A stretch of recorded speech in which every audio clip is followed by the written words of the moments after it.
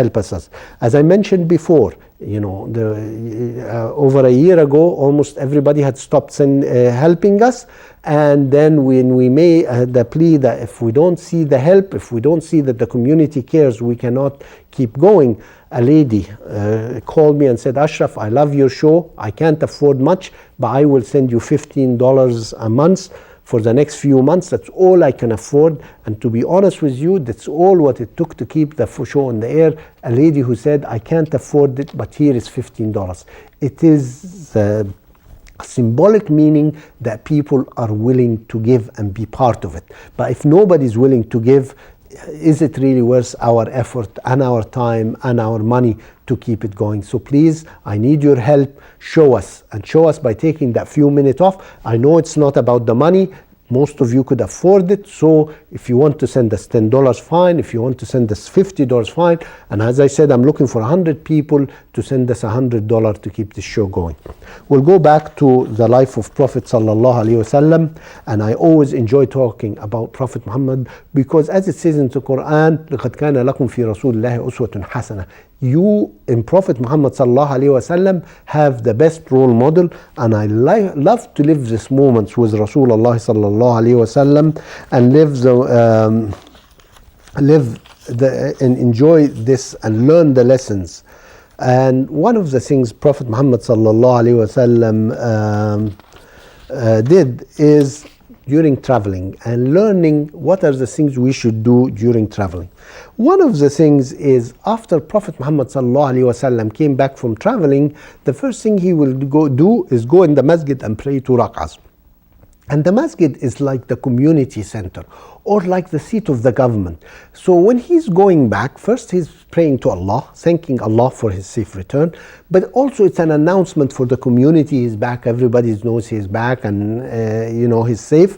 And then the next thing he did, he went to the house of Fatima radiallahu anha, his daughter Fatima, and he would kiss her on the forehead and tell her he's back, and then he goes to his home. And it's very important. So he went to the community and then went to his daughter. And if we realize, those of us who visit Medina will know the masjid was next door to his home, and just a few doors down was the home of Sayyida Fatima radiallahu anha. And if we look at the home of Sayyida Fatima and his own home, it was one room. We're not talking about the places we live in today. We have bedrooms, dining rooms, living rooms, basements, all these things. No, the home of Sayyida Fatima radiallahu anha was one room, and you could see it from Masjid al-Rasul sallallahu alayhi wasallam in al-Medina. And if we remember the moment she got married, she had a mattress, and not like our nice spring mattress, soft mattresses. It's a hard mattress, and she had a thing for water to drink with and to do wudu, and maybe a few plates to eat in. Subhanallah, this is the daughter of Rasulullah sallallahu alaihi wasallam, where at the time so many people had so many followers, but this is what his daughter got married. And yet when we look at marriage today, I see a lot of people asking for a big mahr, a big dowry, or a wedding gift for the daughter to get married. Where do you get this from?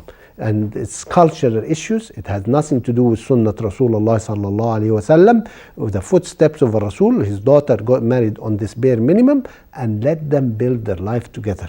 But this issue that you want as if you're selling your daughter, sorry to say, use the expression, you find the right spouse for your children and let them marry and let them enjoy life together rather than this nonsense. I have seen engagement that was broken because the groom could not pay for an expensive dowry, or the groom could not pay for the wedding party. And we see this in all cultures. The wedding party brings the couple out in debt. Rather than you start small and grow together, they're starting their life in debt. And it's the same here with the Muslim cultures. A lot of parents are asking for a lot of money and a lot of expenses for the wedding, that the couple start their life in debt. This is not Sunnat Rasulullah sallallahu alaihi wasallam. I encourage you, when you go to Al-Madinah and have a look at this room, this small space that Sayyida Fatima lived in, and the small space that Prophet Muhammad sallallahu alaihi wasallam lived in, as we realize how it is, and realize to be humble. We don't need these big mansions, we don't need these big things, and to share and spend for the sake of Allah subhanahu wa ta'ala. One of the other things that Rasul sallallahu alayhi wasallam did was traveling. He would not come into town at night. So even if he's close to town, he would spend the night outside of town and only come in town during the day. And he would send a messenger to the ladies to let them know that they are coming in, so they can be prepared. Because, maybe the husband has been away for a while the ladies have not taken care of themselves. So they've given them a message is they will be in roughly what time they're coming to be prepared. Subhanallah. So Rasul sallallahu alayhi wasallam would not come in town at night. He gives a message. He goes first to the masjid to pray, goes to his daughter, and then come home. Which is opposite a lot of what we will do. We say we want to surprise our family, or I want to see what they're doing in my absence.